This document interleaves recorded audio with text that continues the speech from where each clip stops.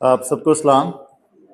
मैं स्वागत करना चाहता हूं आप सबका आज 14वें दिन की उपवास प्रार्थना सभा में। इन दिनों में जब हम इस हफ्ते में स्पेसिफिकली जब हम लगातार इस बात पे गौर तलब कर रहे हैं कि खुदा के ऊपर निर्भर होना सीखना, तो जब हम खुदा पे निर्भर होना सीख रहे हैं तो हम प्रार्थना को नजरअंदाज या प्रार्थना को हल्के में नहीं ले सकते हैं। उन पर आधारित रह करके हम देखेंगे कि ऐसी प्रार्थना एक ऐसी भी प्रार्थना है जो ये दिखाती है कि हम अपने खुदा पर निर्भर करते हैं, हम अपने खुदा पर निर्भर करते हैं, हम अपने खुदा पर डिपेंड करते हैं। वचन की शुरुआत मैं एक छोटी सी और खूबसूरत सी कहानी से करूंगा जो शायद मैंने आपके साथ साझा करी है।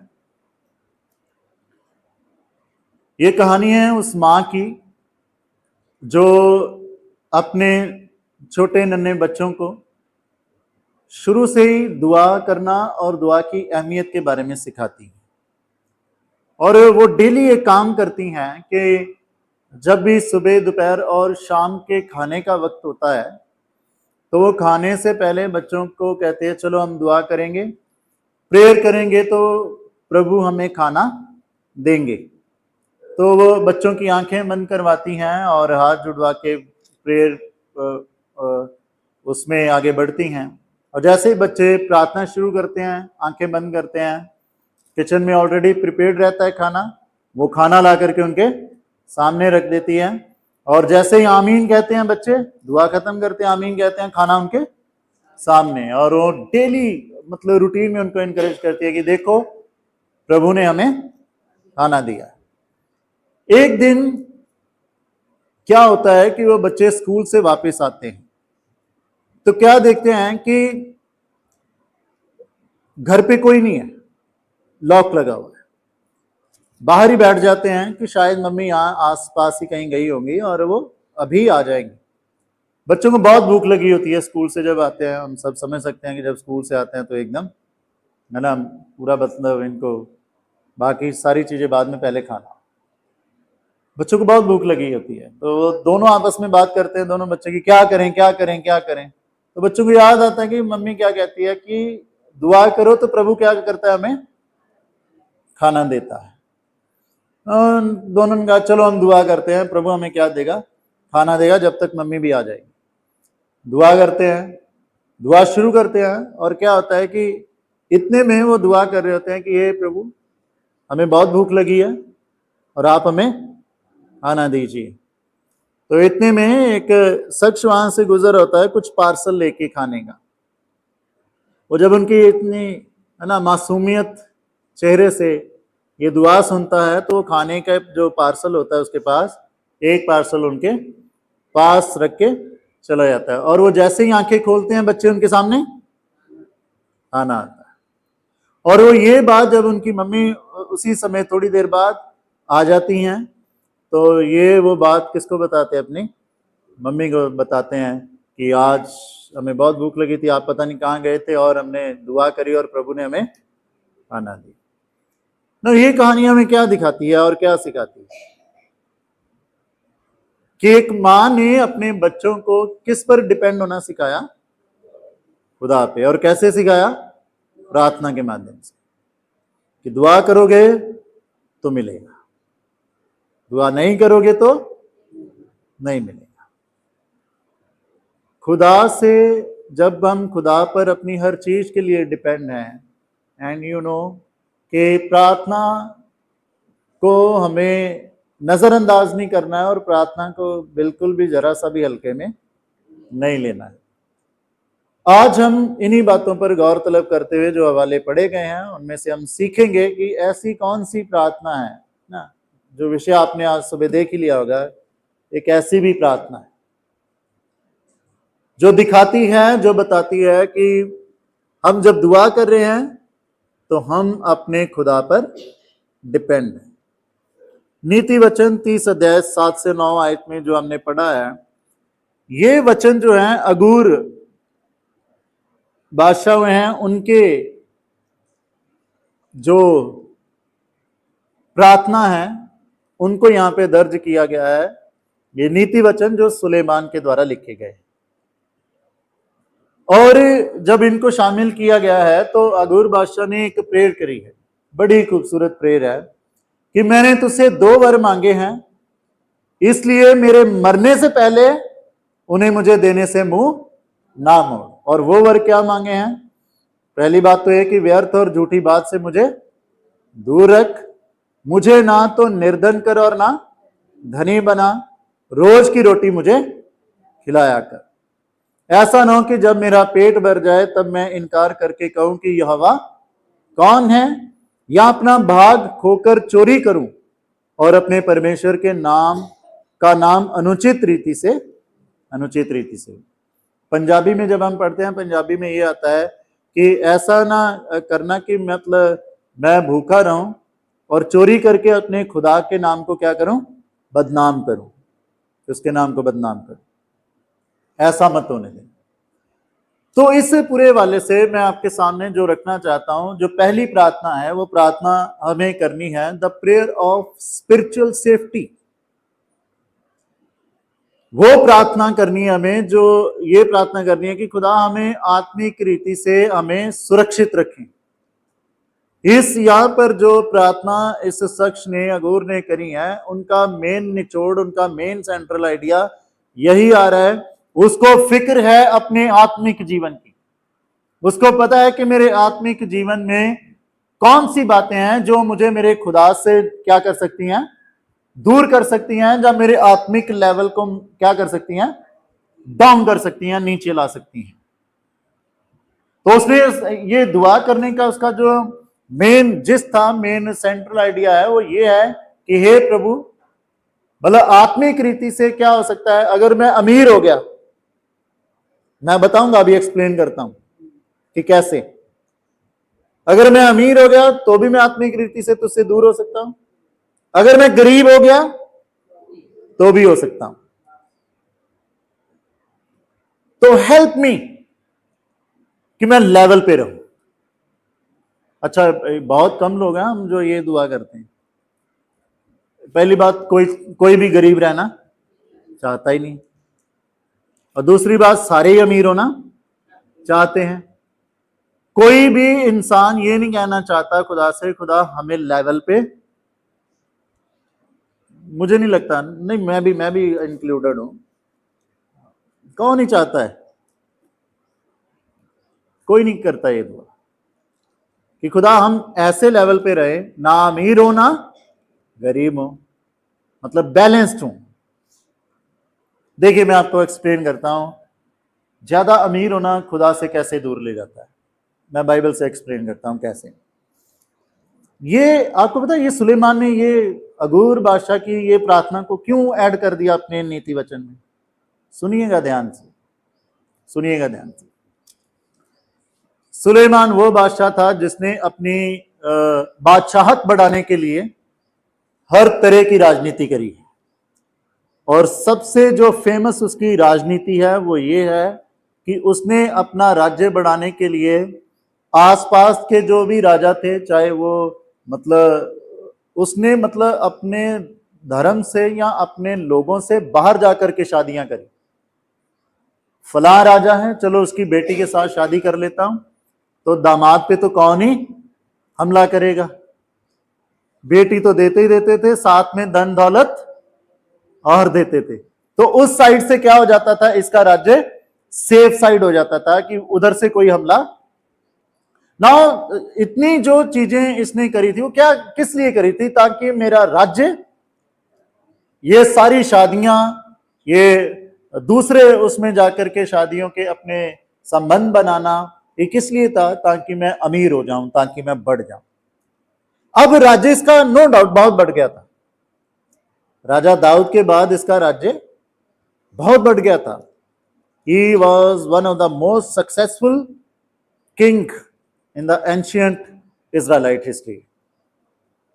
जब राज्य बहुत बढ़ गया, भले इसने खुदा की हैकल का निर्माण किया, निर्माण तो कर दिया, अब उस हैकल में जाने तक का टाइम, क्योंकि जिन रानियों के साथ शादी कर ली, उन रानियों ने फिर इनको अपने ही चंगुल में बिजी कर लिया। आप समझ रहे हैं?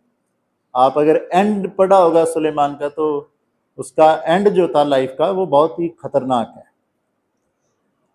उसका एंड सही नहीं था। हम जिसको समझते हैं ना कि ही वाज द वन, की सबसे समझदार इंसान, और उसका एंड देखिए क्यों अमीर इतना हो गया।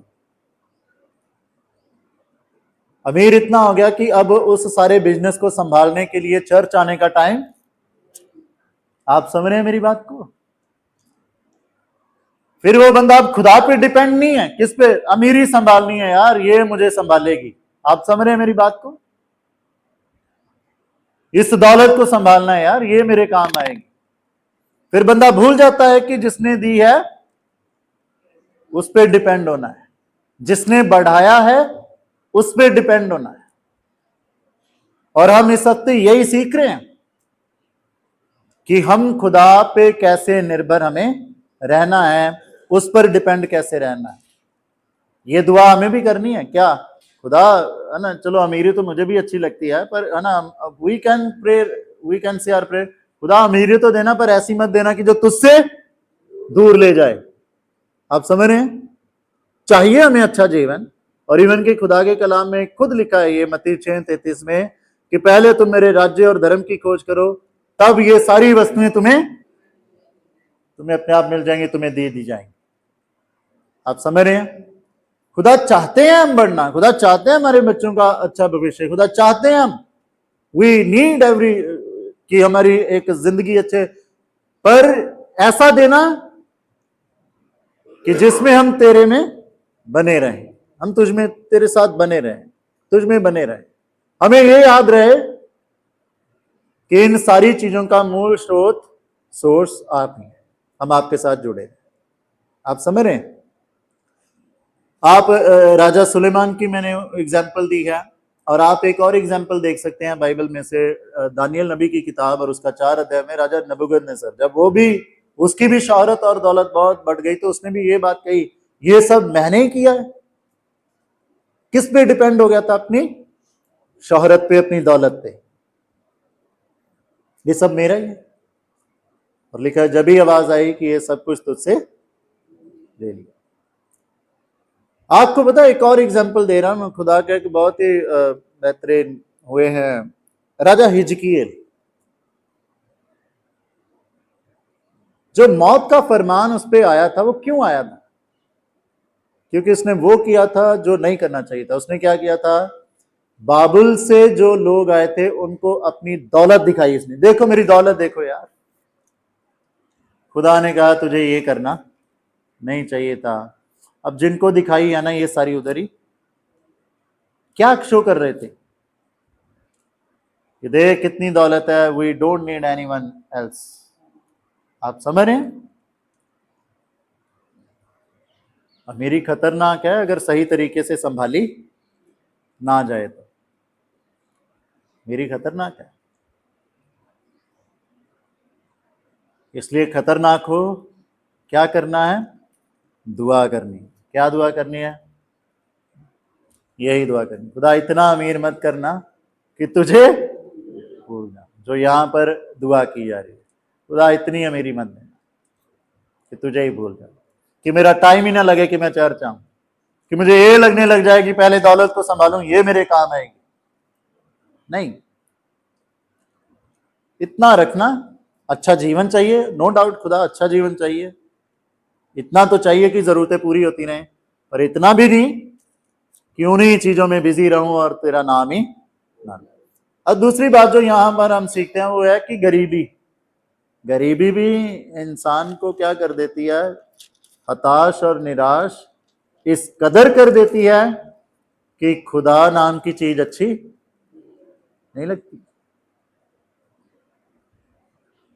और बंदा इस सिचुएशन में आ जाता है, चलो फिर अब चोरियां ही करो, फिर और क्या करना है। गलत रास्ते लोग अपना लेते हैं।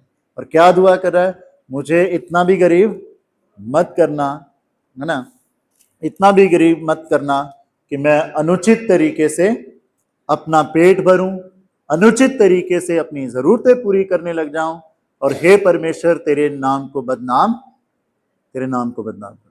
कि ये है मसीह लोग।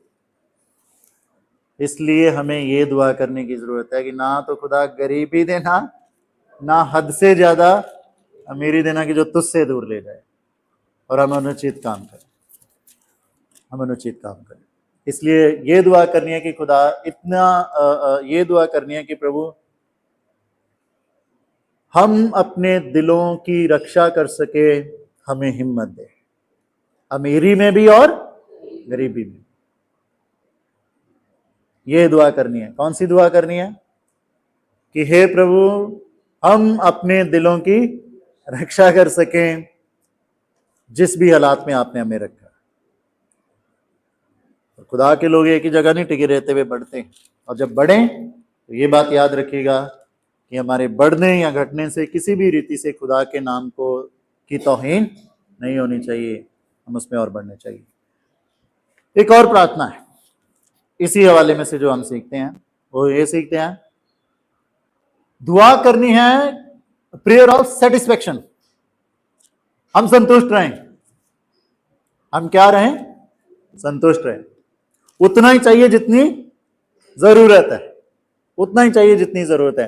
आपको पता है इजरायलियों को खुदा ने जब मन्ना प्रोवाइड किया तो खुदा ने एक हुक्म दिया था, उतना ही इकट्ठा करना जितनी जरूरत है। और थे मेरे जैसे, नहीं तसल्ली हुई, नहीं शांति हुई, लग गए इकट्ठा करने। क्या हुआ फिर? कीड़े पड़ गए। अरे जो मतलब जो रात को खाने के लिए था उसमें भी क्या हो गए? अब मरो भूखे। अब वेट करो अगले दिन का, कि जब तक फिर मन्ना आएगा तब तक क्या करो? वेट करो। कई बार सब्र नहीं होता। जितना दिया है खुदा ने उसमें सब्र नहीं होता। हमें और मिल रहा है तो क्या कर ले? हम इकट्ठा कर ले। मिल रहे हैं तो हम और इकट्ठा कर।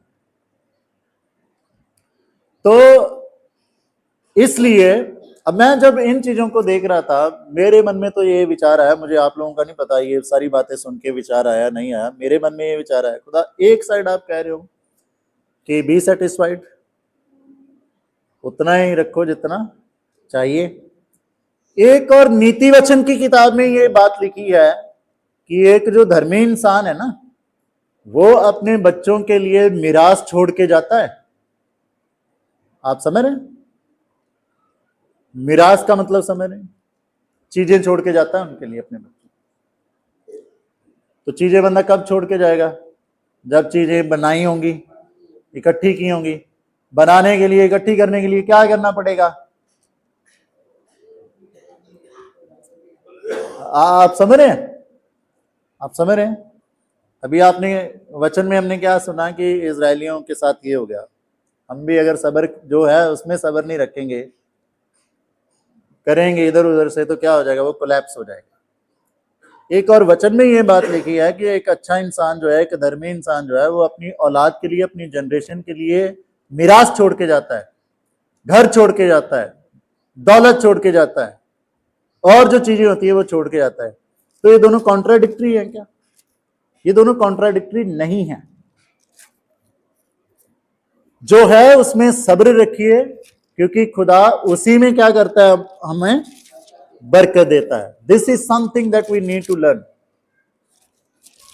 और यहां पर यह प्रार्थना शुरू होती है सेटिस्फेक्शन के लिए, जो जिसमें मैं आपकी अगुवाई कर रहा हूं कि खुदा हमारी मदद कर कि जो आपने दिया है ना हमें, हम उसमें सब्र के साथ आगे बढ़ सके, बेईमानी ना करें, किसी तरह की ठगी ना करें, किसी तरह की चोरी ना करें। जो आपने दिया है उसमें हमें संतुष्ट रहने की बरकत दें। याद रखिएगा, हमेशा हमेशा याद रखिएगा उस विधवा को जो सारपेत की थी विधवा, उसने, आप देखिए उसने पता क्या किया? उसने कंप्लेंट नहीं करी। जब खुदा की तरफ से वो दास ने, उसके नबी ने, खुदा के नबी ने उसे कहा कि एक रोटी टुकड़ा मेरे लिए लेते आना, कंप्लेंट नहीं करी। इट्स ओके जो है उसमें से।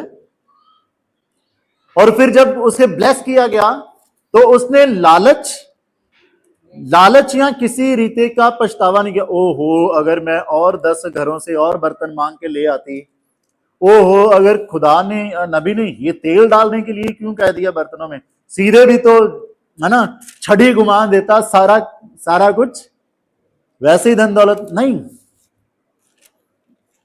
जो था उसमें सब्र दिखाया, जो मिल रहा है उसमें भी सब्र दिखाया, जो मिल रहा है उसमें भी सब्र दिखाया।